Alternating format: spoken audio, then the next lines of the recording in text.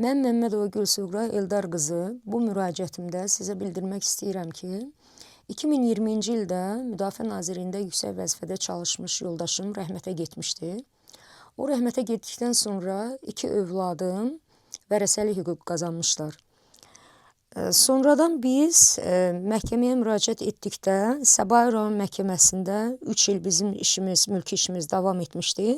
Ancaq orada düzgün qərar çıxartmamışlar, ədalətli qərar çıxartmamışlar, qərəzli qərar çıxartmışlar. Sonradan biz apellyasiya məhkəməsinə müraciət etdikdə, apellyasiya məhkəməsində də eyni hallarla biz rastlaşdıq. Bildirmək istəyirəm ki, bizim işimiz hal-hazırda hakim Günay Axundovanın icraatındadır. Burada söhbət Mərdəkan qəsəbəsində yerləşən 10 sot, bax bu 10 sot bura kimi, burada da 3 sot torpaqdan gedir. Bu 4 vərəsə var. Bu vərəsələr arasında bu torpaq bölünməlidir.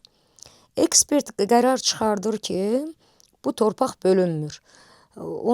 Ekspert də onu qeyd edir ki, bu torpağın yola çıxışı yoxdur. 10 sot, bura kimi 10 sot, bu da 3 sot. Bu da yola çıxışı var.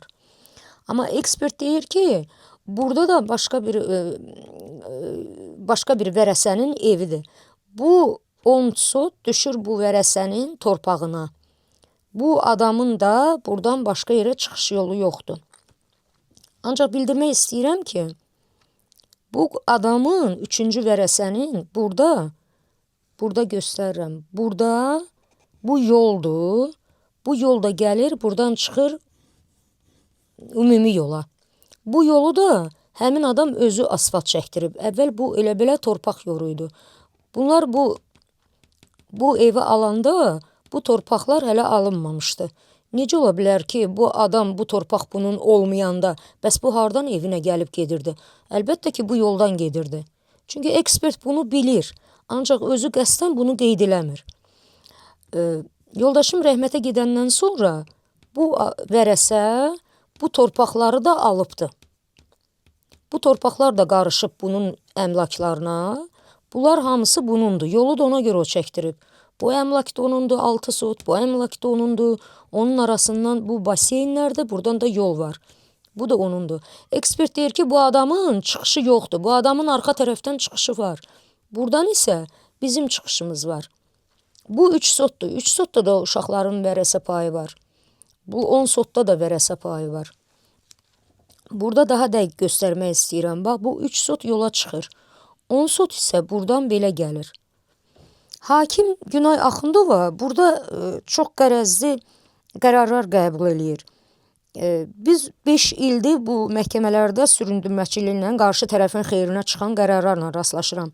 Çünki hakim keçən iclasda qiymətləndirməyə, bu əmlakların qiymətləndirməsi üçün müraciət edib. Mən şəxsən özüm qiymətləndirmənin adamını aparmışam, bu torpaqlara baxıb da, amma içəri buraxmayıblar. Qiymətləndirmə hakimə müraciət edib qeyd edir ki, burada 10 sotda bir tikili var. Bu da 10 sotun ərazisidir, bir tikili var. 3 sotda da biz orada olub, hakim də ora gedib ekspertlə. Burada da tikili var. Və qiymətləndirmə müraciət edir ki, bu torpaqların üzərində tikililər var. Bizə yenidən müraciət eləyin, qarşı tərəfə deyin, qapını açsın, biz o əmlakları görək, kvadratını, qiymətini sizə bildirək də, qiymət qoyaq ona. Hakim cavabında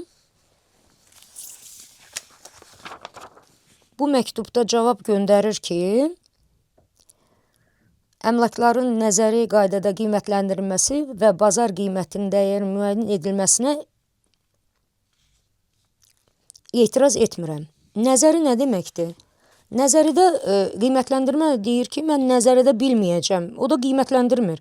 Deyir, mən nəzəridə bilmirəm axı, bunun kvadratı nə qədərdir, bunun kvadratı nə qədərdir, bunun kvadratı nə qədərdir, necədir. Ancaq bunlar bahalı əmlaklar da burada. Hakim yenə burada qərəzli qərar qəbul eləyir. Dəfələrlə müraciət etmişəm, yoldaşımdan 2 maşın qalıbdı. 2 maşın etibarnamə olmadan, yoldaşımın adınadır, heç bir vərəsənin adına olmadan qarşı tərəf o maşını 6 ildir 2 maşını istifadə eləyirlər. Və halbuki burada maşının amortizasiyası pozulur, qiyməti aşağı düşür. Hakimə 24-cü ildə bir müraciət olunubdu. Hakim rədd cavabı veribdi, təmin etməyibdi. Bu ilin 26-cı ilin yanvar ayında, mart ayında bir də müraciət olunubdu. Yenə hakim, çünki 24-cü ildə hakim qeyd elədi ki, bu maşınların başqa adamlara verilmiş etibarnaməsi var. Etibarnamə var deyə mən yəni təmin etməyibdi. Ancaq halbuki hakim çox yaxşı bilir ki, insan vəfat etdikdən sonra, şəxs vəfat etdikdən sonra etibarnamə avtomatik olaraq qüvvədən düşür. Sonra mən baş notarius idarəsinə müraciət edərək bu etibarnamələrin hamısını sildirmişəm sistemdən. Mart ayında bir də müraciət eləmişik və sistemə silinmə vərəqələrində sistemə yerləşdirmişik ki, bu etibarnamələr silinibdir. Çoxsunun vaxtı keçib, qüvvədən düşübdür. Buna baxmayaraq Günay Axundova yenə qərəzli qərar qəbul edərək bizim müraciətimizi təmin etməyibdir. Burada ekspert nəyi nəzərdə götürür? Ekspert deyir ki, yuxarıdan sistemdən, peykdən baxanda bu evin üzərinə kölgə düşür. Ekspert bunu özü kompüterdə çox çəkibdir. Əslində elə görsənmir. Yuxarıdan peykdən düşəndə bura kölgə düşür. Kölgəni ekspert nəzərə alaraq deyir ki, bu torpaq bölünmür. Halbuki burada məhkəmə əmlak idarəsindən çıxarış verən əmlak idarəsindən mütəxəssis çağırmalıdır. Onların GPS aparatları var. Onlar GPS aparatı ilə gəlib yerində bu torpaqların dəqiq bölgüsünü eləyə bilərlər. Koordinatlarını dəqiq deyə bilərlər. Bir də burada göstərmək istəyirəm. Əgər bu torpaq bölünməsə, torpağa bura düşsə, başqa adamın ərazisinə bu 10 sot düşsə, bu sənədi planlı torpaq sahəsinin planlı ölçüsünü, bir də bu çıxarışı, bu sənədi əmlak necə verə bilər bu vərəsələrə? Bu sənəd əgər başqasının torpağı, bu ərazi başqasının torpağına düşsə, əmlak bu sənədi heç vaxt heç kəsə verə bilməz. Ona görə də mütəxəssis çağırmaq lazımdır əmlakdan, ekspert rəyi ilə olmamalıdır. Ekspertin elə aparatı yoxdur. Mən orada olmuşam ekspertizada. Ekspert metrlə götürüb ölçür. Metrlə yer ölçülmür. Burada əmlakdan gəlmək, əmlak idarəsindən çıxarışı verən əmlak idarəsindən, reyestr idarəsindən gəlib yerində GPS aparatları ilə dəqiqliklə ölçməlidir. Əgər burada damına kölgə düşürsə peykdən, kölgə ilə yeri bölmürlər. Ekspert o kölgəni nəzərdə tutur, deyir ki, bura bölünmür. Hakimə dəfələrlə Günay Axundovaya müraciət etmişik.